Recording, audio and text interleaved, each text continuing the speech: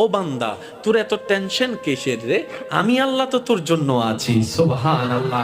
আমি আছি না তোর? আরে যার কেউ নাই তাই না টেনশন করে, যার টাকা নাই সে টাকা নিয়ে টেনশন করে, যার অভিভাবক নাই সে অভিভাবক নিয়ে টেনশন করে, যার মোবাইল নাই সে মোবাইল নিয়ে টেনশন করে। আরে আমি আল্লাহ তো আছি তোর, আমি আল্লাহ তো আছি যিনি ইন্নাল্লাহ আলা কুল্লি শাইইন কাদির। আমি আল্লাহ রহমান তো আছি, আমি রহিম তো আছি, আমি গফফার তো আছি, আমি সত্তার তো আছি। সুবহানাল্লাহ। আমি গফফার তো আছি, আমি রাজ্জাক তো আছি।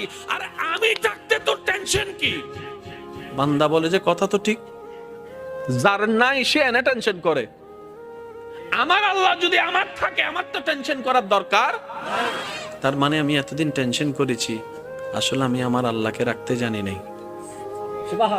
আমি আমার আল্লাহকে রাখতে জানি, আমি আমার আল্লাহকে ধরে রাখার মতো ধরে রাখতে জানি নাই, যার কারণে তো টেনশন আমাকে